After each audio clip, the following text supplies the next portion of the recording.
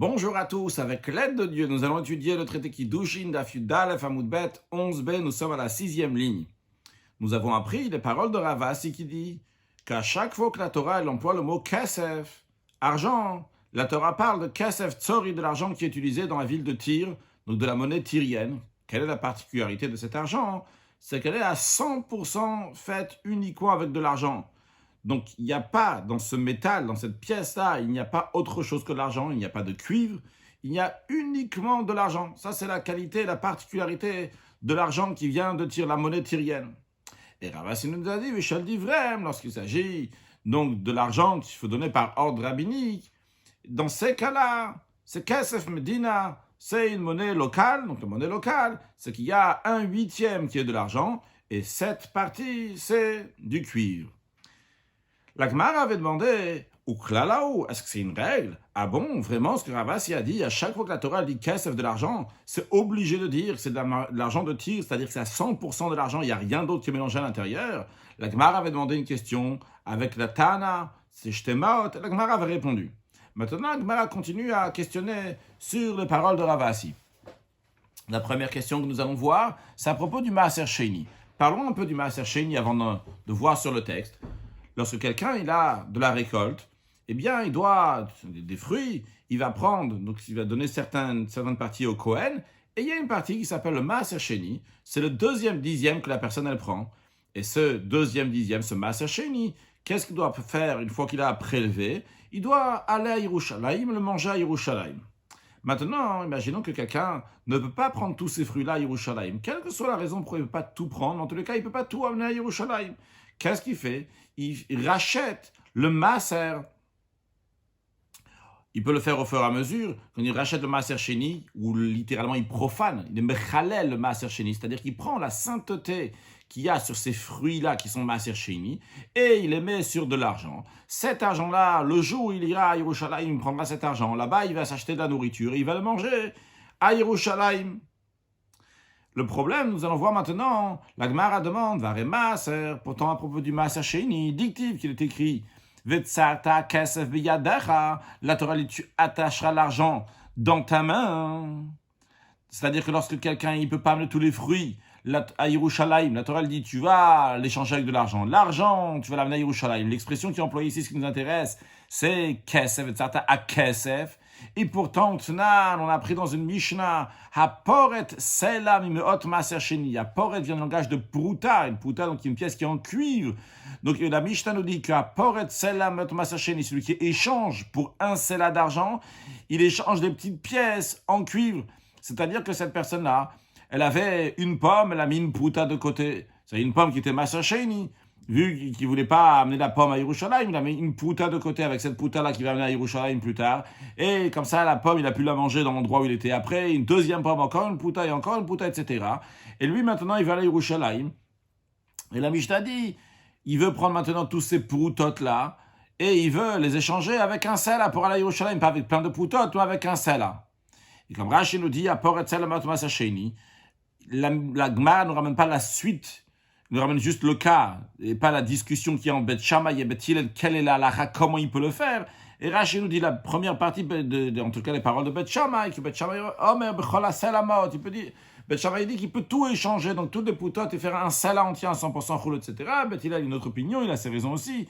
Mais ce qui nous intéresse, Rashi nous dit, ou miou shamin almina, cependant, qu'est-ce qu'on en déduit de là? Chez Hillel trila maaser b'poutot shel nechosh. Tout d'abord, cette personne-là, lorsqu'il a fait, il a profané c'est son maaser, avec quoi il a fait la profané sur des pièces qui étaient en cuivre. C'est-à-dire qu'il a pris une pomme, il a mis une pouta d'un côté, une pomme, encore une pouta d'un côté. On voit qu'il y a, oui, la pouta ici, dans la notion de la Torah, bien que la Torah dit Tsarta Kesef. Et on nous dit que cette personne-là, elle a échangé avec des poutotes qui étaient en chêne de roche et en cuivre. Et maintenant, il va les échanger avec un sela. Mais à la base, il a oui utilisé une pouta. Comment ça se fait qu'il a utilisé une pouta? A priori, la pouta ne devrait pas exister du moment où la Torah dit Vetsarta hakesef beyadecha. C'est-à-dire qu'il fallait échanger dès la base. Le seul moyen d'échanger des fruits de Maaser Sheni, ça devrait être uniquement avec des pièces d'argent et non pas avec des pièces qui sont en cuivre, non pas avec une pouta. La Gemara répond c'est exceptionnel ici à propos du Maaser Sheni. C'est-à-dire, on maintient ce que Ravasi a dit, qu'à chaque fois que la Torah elle parle de caisse, elle parle d'une pièce qui est entièrement à 100% d'argent. Ah, ici, tu nous Maaser Sheni, on retrouve une prouta qui est une pièce en cuivre. C'est exceptionnel, pourquoi? Parce que kesef, ha kesef riba. La Torah n'a pas dit Vitzarta kesef biyadecha. La Torah dit Vitzarta ha kesef biyadecha. Le he que la Torah elle rajoute de ha kesef, c'est bien pour inclure encore quelque chose d'autre qui n'est pas habituel. S'il y avait écrit que kesef, c'est des pièces qui sont à 100% d'argent. Le fait qu'il y a écrit ha kesef avec un he avant, c'est bien pour inclure même des pièces en cuivre, même des poutotes. Ok. La Gemara continue à attaquer, à questionner sur l'enseignement de Ravasi. Vare Hegdesh. Voyons le Hegdesh, des objets consacrés. S'il y a quelque chose, un bien, un objet qui a été consacré pour le temple, il y a une possibilité de racheter. C'est-à-dire que si je vais prendre ce verre, je le donne au temple. S'il coûte 2 €, eh bien, je vais venir dans le temple et je vais le racheter du temple. Donc, Vare Hegdesh. Non, voyons à propos du Hegdesh. Dictive, il est écrit l'expression de Kesef là-bas lorsqu'on vient racheter les biens qui ont été consacrés. Vu que la Torah dit Venatana Kesef Vekamlo, il donnera de l'argent et ça deviendra le sien. Rashi nous ramène toute l'intégralité du verset. Venatana Kesef Vekamlo, dictive, il est écrit Veyasaf Hamishit Kesef Erkecha Ala Vekamlo, qui rajoutera 1/5 de l'argent de la valeur.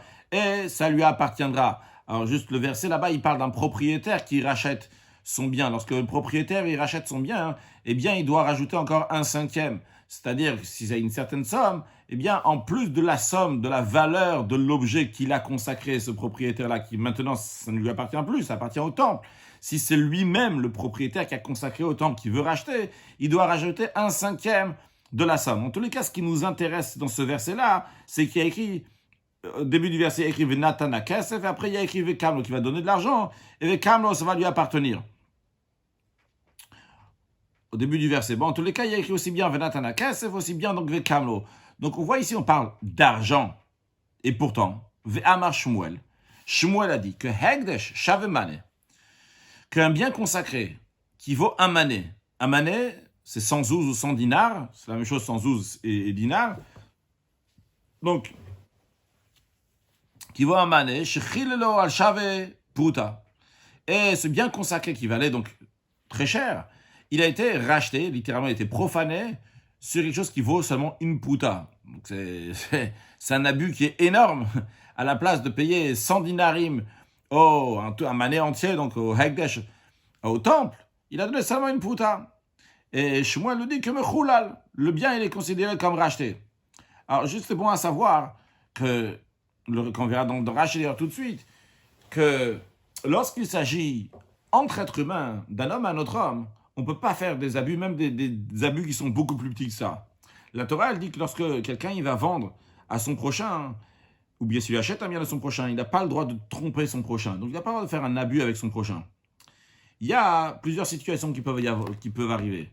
Si l'abus, il est moins d'1/6 de la valeur de l'objet, dans ces cas-là, on dit c'est maintenu, et il n'y a pas besoin de faire à nouveau la vente, ou bien la vente n'est pas annulée. Il y a une deuxième situation, si l'abus est exactement 1/6, par exemple, donc c'était quelque chose qui vaut 6 € et qui a été vendu à 7 €, eh bien, dans ce cas-là, on considère donc que la transaction est maintenue, juste, il doit rajouter l'euro pour payer les 7 €. Maintenant, il y a un troisième cas, si l'abus est plus d'1/6, eh bien, dans ces cas-là, les deux parties, ils ont le droit d'annuler totalement la transaction. Donc ça, c'est entre un homme et son ami. Parce qu'en effet, la Torah, elle dit « Al-tonu ishet achiv » ne trompez pas un homme, son prochain. Son prochain, c'est un autre être humain, mais non pas le Hegdesh. Ce que Rashi nous dit « Shechilelo ala puta mechulal » même si le bien consacré, il valait un mané, 100 dinars, 100 zouz, et il a racheté ça avec une puta, qui est rien du tout à côté de 100 zouz, eh bien quand même, c'est considéré que c'est profané, c'est-à-dire que la personne, elle a acquis ce bien-là, qui appartenait avant au Hegdesh, de en ona al Hegdesh, car la notion de ona, donc d'abus, de tromperie, n'existe pas avec le Hegdesh. Dictive est écrit, ishet achiv. Un homme à son prochain n'a pas le droit de se tromper avec l'abus. Et sinon, la vente va être annulée. Shmuel, Et Shmuel vient nous enseigner, de même que la Torah elle dit, Al tonu arrive. Ne faites pas une ona, ne faites pas d'abus, ne vous trompez pas un homme à son frère. Et donc c'est uniquement un homme à son frère et non pas pour le Hekdesh. Alors il dit, imitnam bitul mekar. Shmuel nous enseigne qu'il en est de même aussi en ce qui concerne l'annulation de la transaction, qu'il ne va pas y avoir la transaction annulée si c'était une transaction qui a été faite avec le Hekdesh. Maintenant, ce qui nous intéresse ici pour notre contexte à nous, c'est qu'on voit qu'on a racheté un bien du Hekdesh avec une pouta. Comment est-ce possible? D'après Ravasi, il ne devrait pas exister une pouta qui rachète du Hekdesh. Il n'y a que du kesef. Kesef, c'est des pièces en argent. Une pouta, c'est une pièce en cuivre. La Gemara répond, Ravasi il a raison, mais Hatamdam, il là-bas aussi, dans le cas du Hekdesh, des choses consacrées, il y a aussi quelque chose qui différencie. Pourquoi? Que c'est particulier, c'est une exception, et c'est pour ça qu'on accepte même une pouta. Parce que kesef, yalif maaser.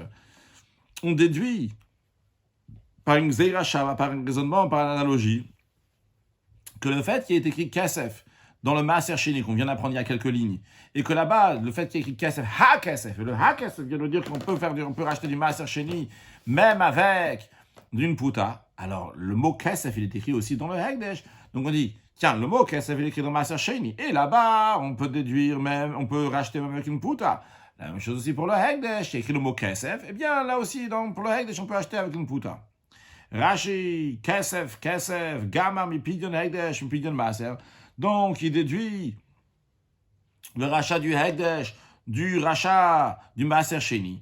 Et dans ces cas-là, on pourrait se demander la question, eh bien, on peut tout racheter avec une pouta, vu qu'à chaque fois la Torah parle de kesef, tu dis fin rachat avec le Maaser Sheni.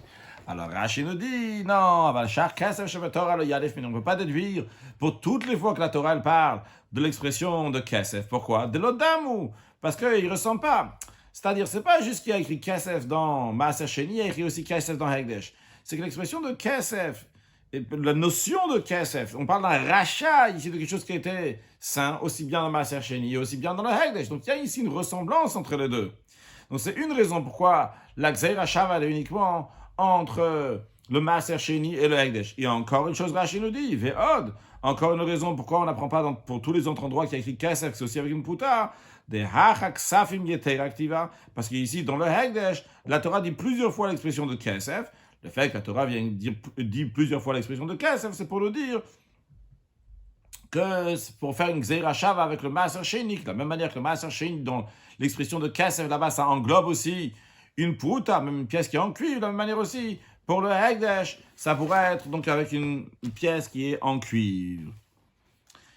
La Gemara continue à questionner sur Ravasi, vers Kiddushé Isha, voici en ce qui concerne les Kiddushin d'une femme, dictive, il est écrit, qui kakishisho be'ala, si un homme prend une femme et un rapport avec elle, l'expression qui est employée dans le verset, c'est qui yikar, lorsqu'il va prendre, vegam, kicha misde'efon, et bien que le mot kesef n'apparaît pas clairement ici dans le verset lorsque quelqu'un y prend une femme. Mais on a déduit par une Gzeiracha, par raisonnement, par analogie, qui est écrit à propos du champ de Ephron. Lorsqu'Avram Avinu il a acheté le champ, il y a écrit Kesef Asade Kachmani, l'argent du champ prend de bois. Donc l'expression de Kesef apparaît lors de l'achat du champ de Ephron par Avram Avinu. Et là-bas, c'est l'expression de Kachmani, Kira, la même expression qui est employée pour l'acquisition d'une femme qui Yikar Ishisha. Donc on voit en tous les cas que la femme, son acquisition est faite par de l'argent de kesef.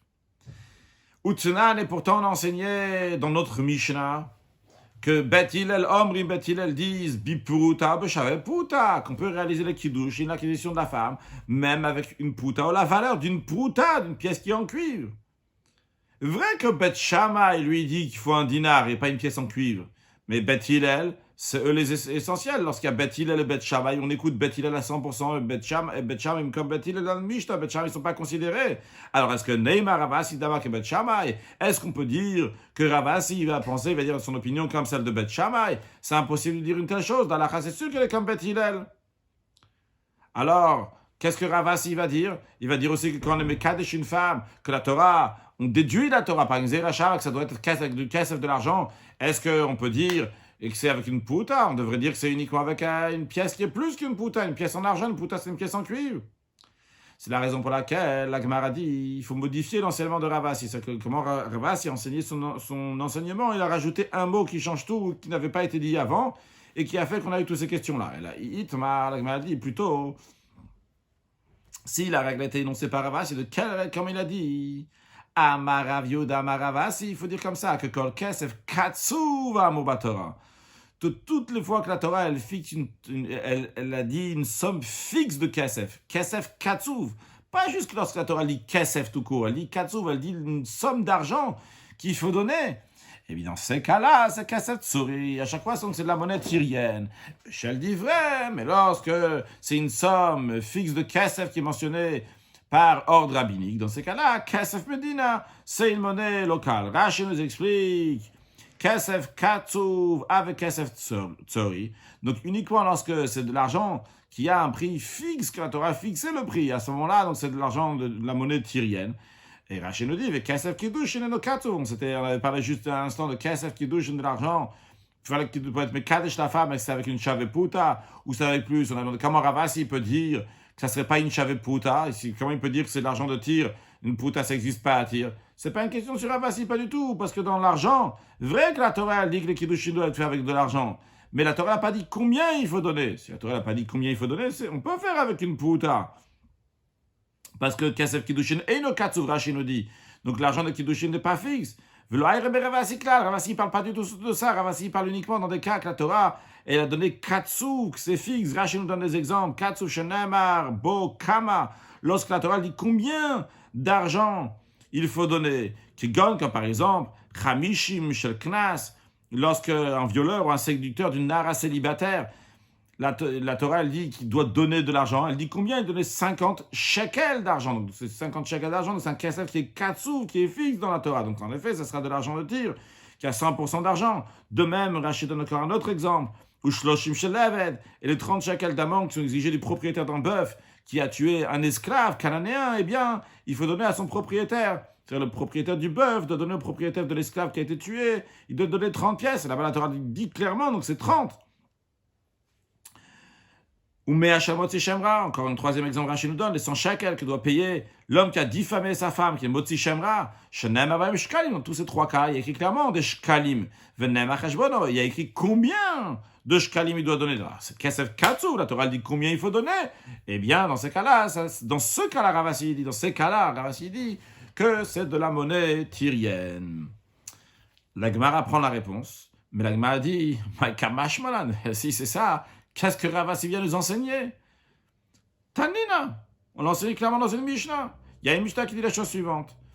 Chamesh Slaim Shelben, les 5 Slaim que la Torah exige pour le rachat du fils qui est premier-né. Shloshim Shel Eved, les 30 pièces d'amende que le propriétaire du bœuf qui a encorné un serviteur cananéen qu'il a tué, qui doit donner au maître, donc serviteur cananéen. De même, les Chamishim Shel Ones de Shel Mefat et les 50 Slaim d'amende qui sont exigés du violeur ou du séducteur d'une nara célibataire. Mea Shel Motzi Shemra, de même les 100 Slaim d'amende exigés de celui qui a diffamé sa femme nouvellement mariée. Kulam B'Shekel HaKodesh V'Manet Tzori. Tous ces amendes-là, il faut les payer avec shekel du temple, donc qui est une monnaie tyrienne. Donc clairement, la Mishnah nous dit, oui, qu'à chaque fois qu'il y a une somme d'argent qui est fixe, que la Torah parle, eh bien, il faut donner de l'argent de tir. Qu'est-ce que Ravasi vient nous enseigner? La Gemara répond, d'abord Rashi, B'Shekel HaKodesh V'Manet Tzori.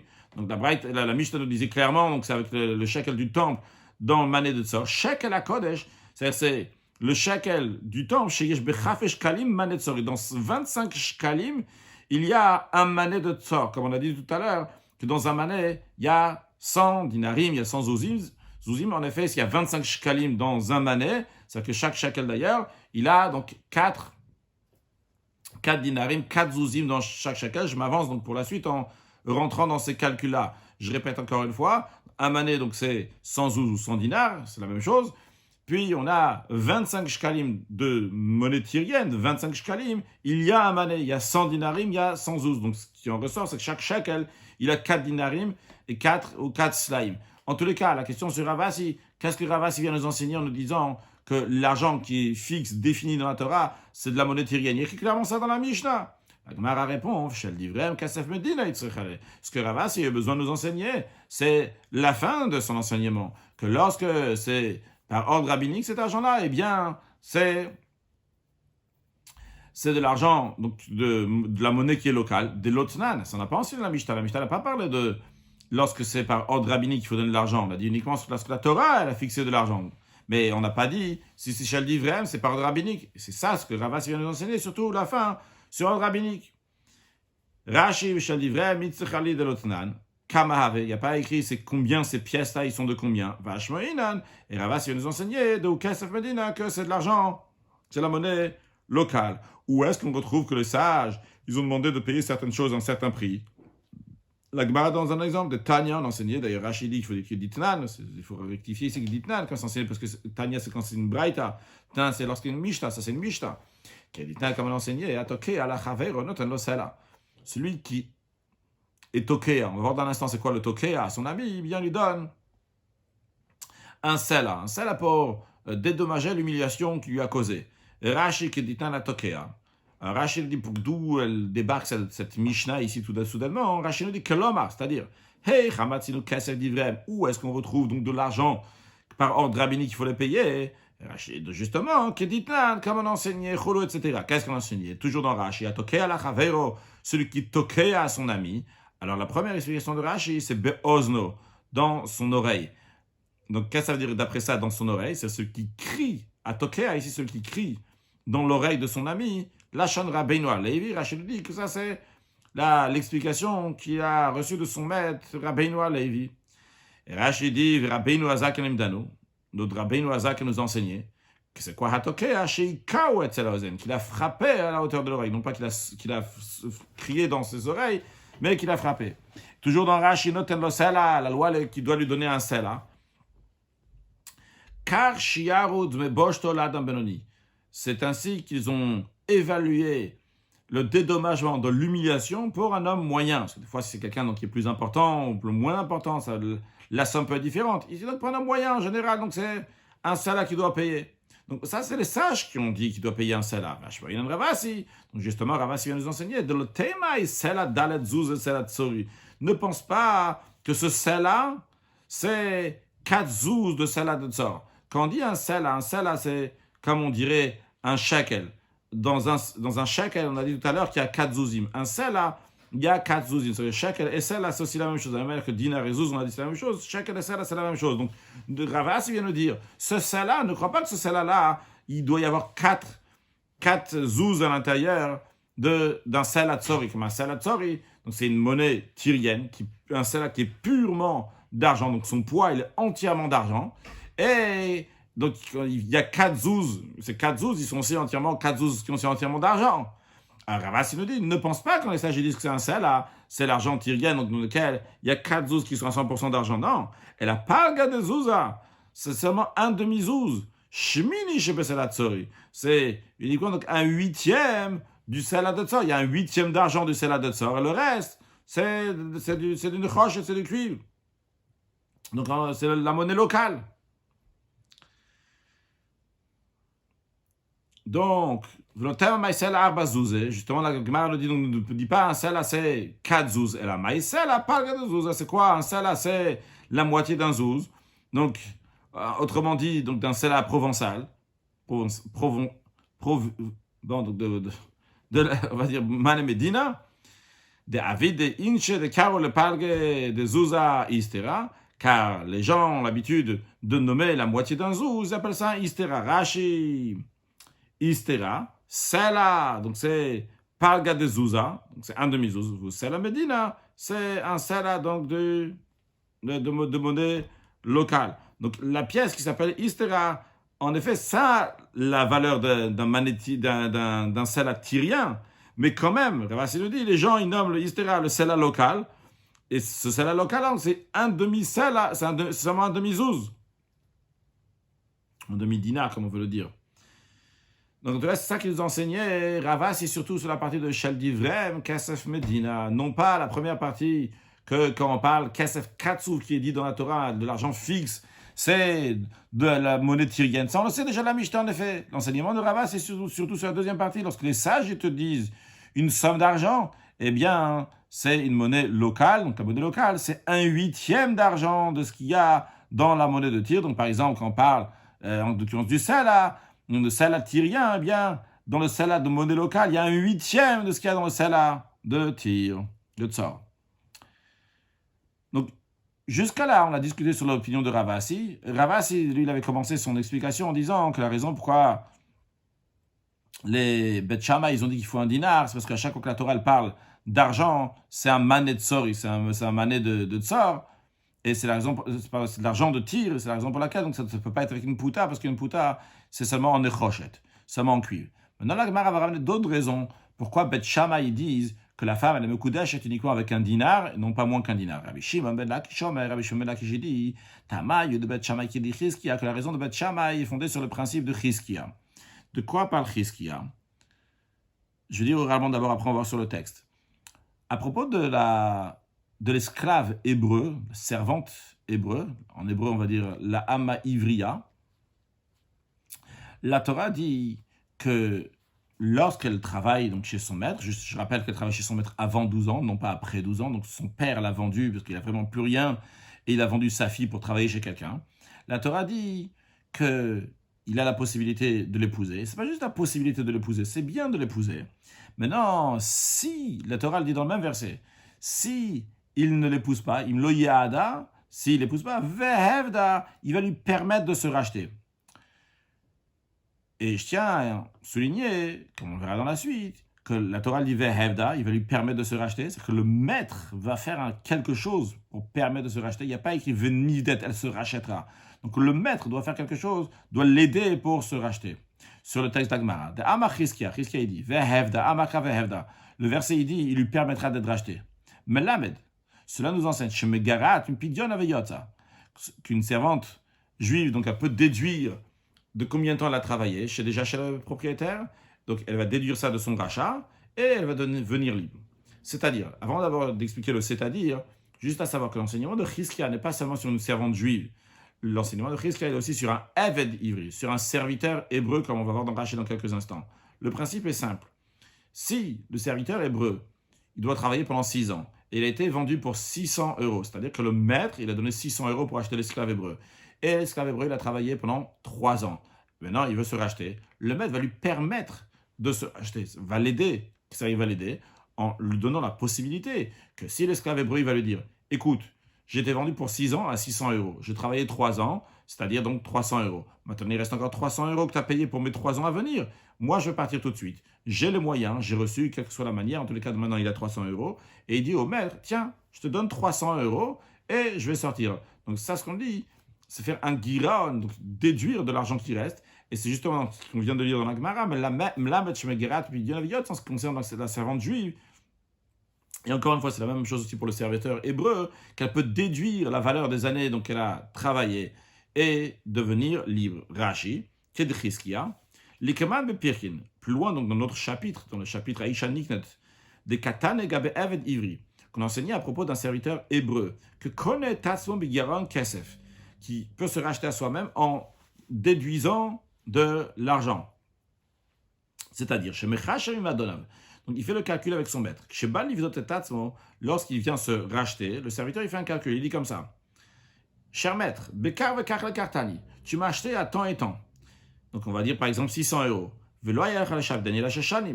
Et tu devais me faire travailler uniquement 6 ans. Nimtseta. Kone avodati le shana bekar vekar.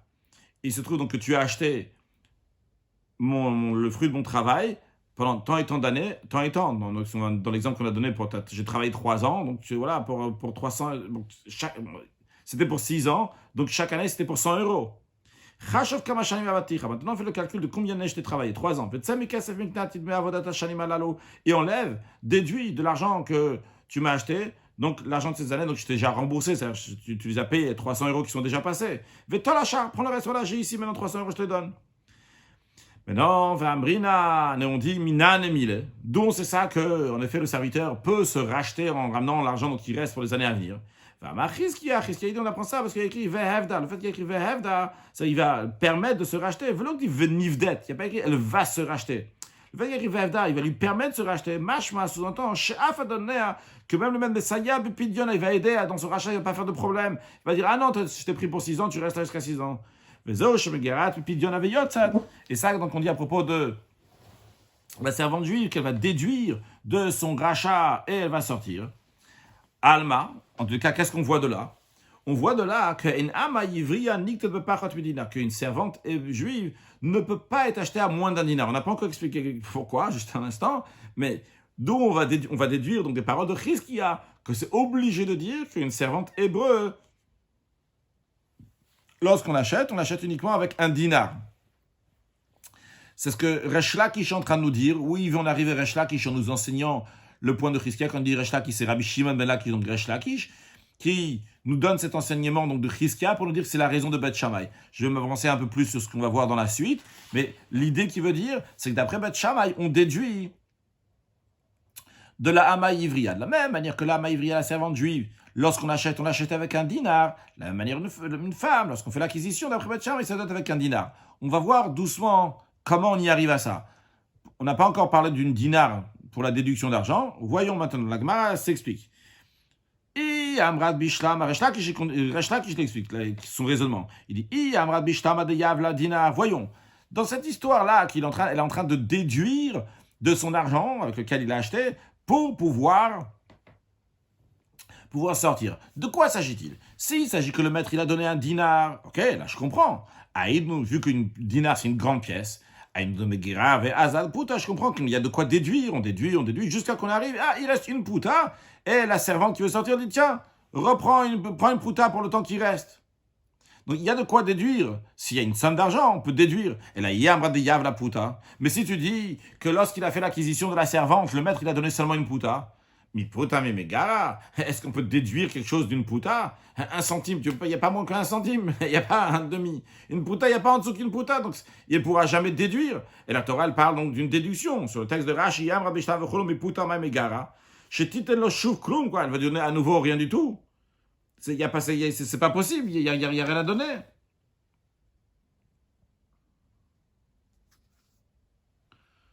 Donc moins qu'une valeur d'une pouta, ça ne sera rien du tout. Donc il n'y a plus rien à donner.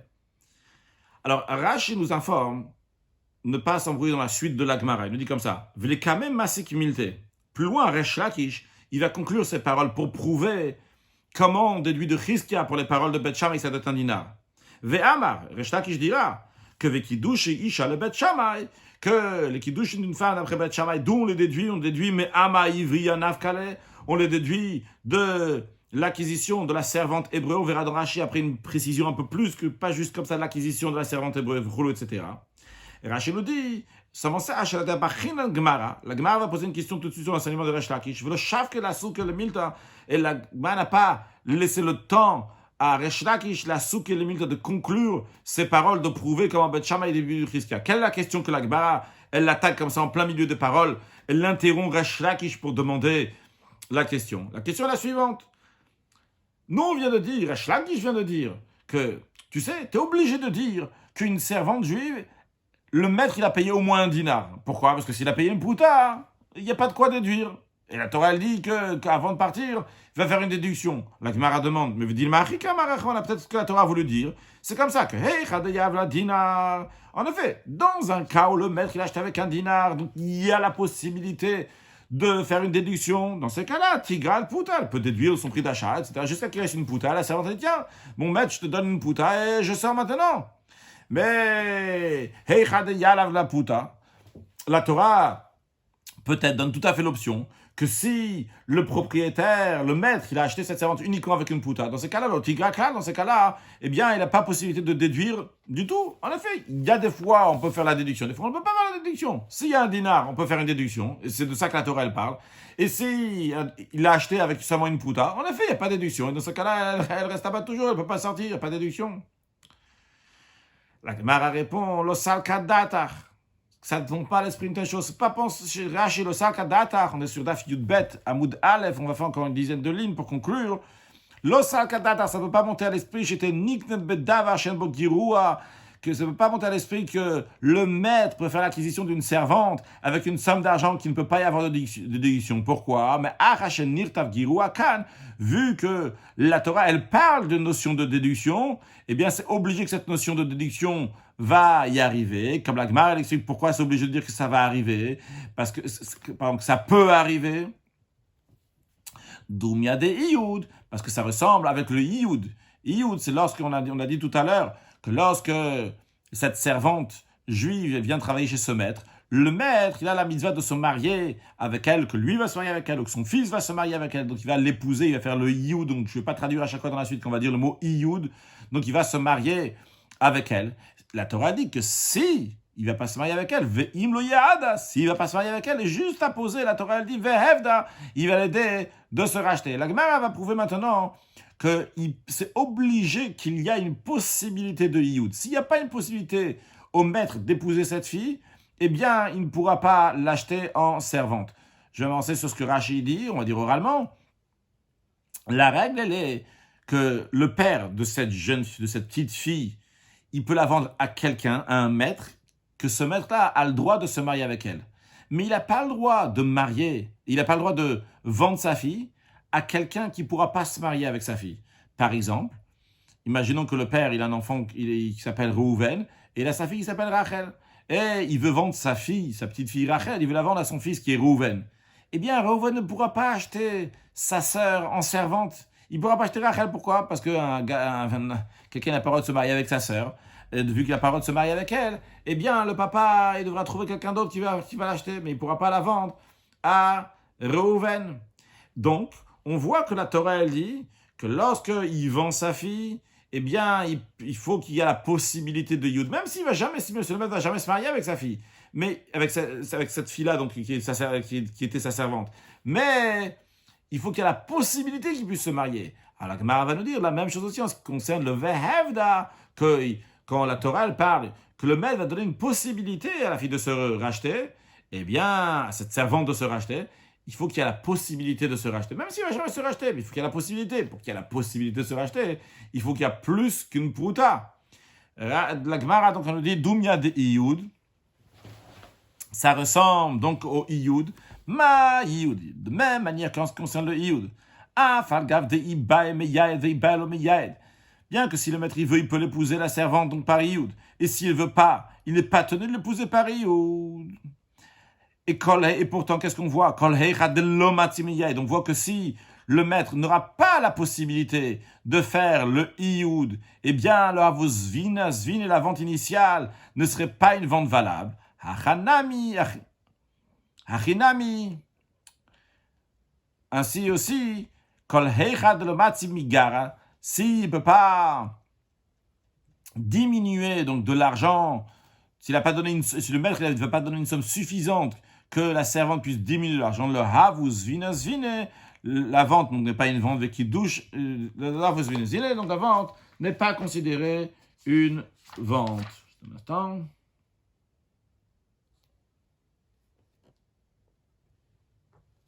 Ok, je vais dire deux versions dans les rachetés.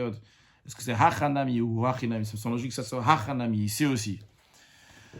Donc, voyons Rashi, Doumia de Iyud, qui heichi de Amal Inyan Iyud, de la même manière en ce qui concerne donc le Iyud, chez Nirtav Imo, qui a été écrit en même temps que cette diminution d'argent. Il y a écrit Asher lo Ye'ada, qu'il ne l'a pas épousé. Velamad, on a appris chez Racha Yadon le Yadon le Betor Shnei Amaout, que le maître, il a le droit donc de se marier avec elle dans les années qu'elle est servante. C'est-à-dire qu'à partir du moment où il va se marier avec elle, elle sera plus servante. Il a le droit de se marier avec elle. Elle sera mekudesh et lui. Yomar las, il va lui dire Areat meyuedet li, tu es meyuedet à moi, bamesh yashli alayir, dans l'argent que j'ai sur toi. C'est-à-dire que le fait que le maître il a donné de l'argent au père de cette servante, eh bien avec cet argent qu'il a donné au père, eh bien il peut se marier avec elle. Il n'a pas besoin de donner encore de l'argent. Ce qui nous intéresse, ce qui est dit plus loin dans Daf Yutret, que le père n'a pas le droit de vendre sa fille en servante à des proches de famille qui ne peuvent pas se marier avec sa fille, qui sont interdits, parce que la Torah dit que c'est un rapport interdit. parce qu'on ne peut pas appliquer le fait que le maître ne va pas l'épouser. Il faut qu'il y ait la possibilité que le maître va l'épouser, il décide s'il veut, il ne va pas l'épouser. Mais s'il n'y a pas cette possibilité de l'épouser ou pas l'épouser, parce que c'est impossible, il est incapable de l'épouser parce que la Torah dit que c'est pas possible, dans ce cas, la vente, c'est pas une bonne vente. Et vu que la Torah, elle parle chez Ada, donc elle parle du Yioud, et juste après, elle parle de Vehevda, du rachat par diminution d'argent, et bien avec Giru Anami, qui est Yioud, de la même manière aussi, donc cette diminution d'argent, elle est comme le Iyud, ma Iyud, comme la Gemara dit, de la même manière que le Iyud, Afalgav, ou bien que c'est une option pour le maître. S'il veut, il se marie avec elle. S'il veut, il se marie pas avec elle. Et pourtant, on voit qu'il faut qu'il y ait la possibilité qu'il se marie avec elle. De la même manière aussi, pour la déduction de l'argent. Maintenant, Vekidush et Isha, la Gemara continue. Et Rashi nous explique l'ordre des choses dans la Gemara. Rashi va nous dire que c'est la suite des paroles de Resh Lakish. C'était une parenthèse. La Gemara a attaqué Resh Lakish en plein milieu de ses paroles. Elle dit quoi? Qui te dit que c'est seulement, c'est obligé d'être un dinar? Peut-être c'est pas un dinar. Et peut-être on ne pourra pas jamais faire de rachat. Elle ne pourra pas déduire de l'argent. La Gemara a répondu, on est obligé de dire qu'il y a une possibilité de déduire de l'argent. Donc, Resh Lakish revient à ce qu'il a dit. Donc, en effet, il faut un dinar pour qu'on puisse déduire. Rashi Vekidush et Isha Maskana de Milta de Resh Lakish. C'est la conclusion des paroles de Resh Lakish. De Kamasik Veomer qui conclut, il dit Tama de Bet Shammai, qui a raison de Bet Shammai, qui dit Chizkia. C'est comme Chizkia dans le texte de la Gemara. Et qui dit chez Isha, et les Kiddushim d'une femme, le Bet Shammai, d'après Bet Shammai, Navkalouma, ma Ivria, on le déduit de la servante juive. Et donc, ma Ivria Beputa le Mekan, de la même manière qu'une servante juive, on vient de voir, on a expliqué qu'on ne peut pas faire son acquisition avec une puta. Affiche avec puta le Mekat, de la même manière aussi, une femme, elle ne peut pas être Mekudesh avec une puta. Rashi, affiche avec puta le Mekat, de la même manière aussi, une femme, on ne peut pas faire les Kiddushin avec une puta. Rashi ici rajoute une petite précision, il dit de Gabriel, mais Kiddush et Yud. On déduit des Kiddushin qui sont faits lorsque le maître va épouser la servante. Rashi ne prend pas juste comme ça a l'air de la Gemara, que Bet Shammai déduise de l'achat de la servante qui est fait avec un dinar, mais que les Kiddushin doivent être faits avec un dinar. On déduit donc des Kiddush et Yud de la servante. Ok, Rashi rajoute ça, dans le commentaire c'est discuté, nous on va continuer le simple de la Gemara et de Rashi. La Gemara demande maintenant Ve'ema paga des dinars. Ok. Tu m'as dit que cette servante-là, on ne peut pas l'acheter avec une puta, parce que s'il n'y aura rien à déduire. Mais disons un demi-dinar. Si le maître il achète cette servante avec un demi-dinar, si elle va vouloir sortir un jour, il y aura de quoi déduire jusqu'à une puta. Ou bien tout simplement, Ve'ema acheter puta, ta Gemara dit qu'il achète avec 2 putot. Rashi palga des dinars. Veika giroua puta. Quand tu dis un demi-dinar, il y a de quoi déduire jusqu'à une puta. Quand tu dis 2 putot, il y a de quoi déduire jusqu'à une puta. La Gemara répond Kevanda pite mi puta. Puisque la Torah a clairement exclu les Kiddushin avec une puta, on en déduit que ça doit être une pièce de monnaie importante. Donc, ukma, dinar, les sages ont déterminé c'est la somme d'un dinar qui est le minimum à être utilisé pour les Kiddushin. Comme ça, Bet Shammai va expliquer. Et on conclut avec une dernière explication sur les paroles de Bet Shammai. Pourquoi un dinar? Rava dit, il y a une tamba de Bet Shammai. La raison pour laquelle Bet Shammai disent qu'il faut un dinar, chez le Yubnot Yisrael Hefker, pour pas que les filles juives vont être Hefker, littéralement abandonnées, dans le sens de insignifiantes, qu'on peut les épouser avec moins d'argent qu'un dinar. Rashi, j'aurais dû faire le Rashi d'avant. Du moment où la Torah elle a exclu des kiddushin avec une puta, il faut que ce soit donc une somme, une monnaie qui est importante. Donc, ukma, dinar de Rashi, c'est pour ça qu'on a les sages, donc ils sont établis, ils ont déterminé que ce soit un dinar, donc c'est une monnaie importante. Donc ça, c'était la fin de l'explication de Resh Lakish. Puis après, on a donc Rashi Kehefker, donc l'explication de Rava. Pour pas que les filles juives vont être acquises, vont être insignifiantes, Kehefker. L'iknol bedavar moua, donc de faire leur acquisition avec quelque chose qui est peu, qui est pas cher. Mais d'après l'explication que Rava donne dans les paroles de Bet Shammai, ou des rabbanan ou des kamrela Bet Shammai. Donc c'est d'après parole rabbinique que Bet Shammai disent, c'est ça, ordre rabbinique, c'est rabbinique ce que Bet Shammai dit, c'est pas d'après la Torah. D'après rabbanan et kiddushim aputim dinar, que les rabbanan ils ont dit, quand c'est des kiddushim qui sont faits avec moins qu'un dinar, eh bien c'est pas des bons kiddushim pour pas que les filles juives vont être insignifiantes. On va conclure avec une halakha et un mot de chassidut. Dans ce qui concerne l'halakha, le Rambam dit, bien qu'on a appris aujourd'hui que quand on est mechalel, on profane quelque chose qui est consacré, donc qui vaut un mané, on le profane avec une puta. On a dit, c'est bon, et il n'y a pas besoin, il n'y a pas alton ou il n'y a pas d'abus. Mais Midera Banan, les sages ont dit que quand même il doit rembourser la somme au Hekdesh. Un sujet de Chassidut. Dans Derech Mitzvotech, le Tzemach Tzedek, il explique, il a une mitzvah, donc là, il a Derech Mitzvotech, et Tamna Mitzvah, il explique les raisons de Chassidut, il ramène la Kabbalah, le Chinuch, et d'autres raisons, etc. Et il a la mitzvah Yud Pidonama Ivriya. Et il explique, c'est quoi spirituellement, c'est quoi un Eved Knani, c'est quoi un Eved Ivri, c'est quoi une Ama Ivriya. En français, c'est quoi un serviteur cananéen, un serviteur hébreu, une servante hébreu. Il dit comme ça, le Eved Knani, c'est un vrai de vrai serviteur, c'est quelqu'un qui veut rien faire du tout, Bev, Keiran Nichale, il n'a pas envie de faire, mais il fait quand même, soit parce qu'il y a un bâton, quelle que soit la raison, mais en tout cas, il va se forcer à faire. Puis le Eved Ivri, il est déjà donc quelqu'un qui se travaille. Lui, il a déjà donc des midot, des sentiments donc, qui sont pour Akadosh Baruch Hu. Mais quand il voit des choses matérielles, il est aussi intéressé de ces choses matérielles. Puis l'Ama Ivri, donc c'est pas juste les midot, mais c'est le cerveau donc qui est déjà aussi raffiné, qui est déjà à un niveau qui est plus haut. Et ces trois niveaux-là, ça correspond au monde de Asiya, c'est le Eved Knani. Puis il y a le monde de Yitzira, ça c'est le Eved Ivri. Il y a le monde de Bria, ça c'est le Ama Ivriya. L'Ama Ivriya, donc elle est déjà plus fine. Elle prend les choses que le Eved Ivri ramène à la maison, elle va les travailler, elle va les raffiner. Mais elle n'est pas encore dans le monde de Hatzilut. Eh bien, pour l'amener dans le monde de Hatzilut, pour cela, il y a besoin. La première option que la Torah dit, c'est le Yiyud, qu'elle va se marier, qu'elle va devenir une Kala de langage de Kaltanash et de Klotanefesh, que son âme donc, va s'élever et arriver donc, dans le niveau de Hatzilut. Et si ça ne veut pas, alors au moins qu'il va y avoir maintenant Vehevda qui va se racheter avec 10 bourdvari, avec des paroles ici, donc juste avec des paroles, va donner davaracher, quelque chose d'autre, même un dibour, même une parole qui est très bas, qui n'est pas grand-chose, eh bien ça aussi, ça va l'aider au moins pour sortir de sa situation et d'arriver donc dans le monde d'Hatzilut à un niveau qui est encore plus haut. Que Dieu fasse, très prochainement, on va voir comment nous tous, on n'est pas juste des Ama Ivriya, dans le monde d'Hatzilut entièrement unis avec Akadosh Baruch Hu, avec la venue de Mashiach. Now, excellente journée.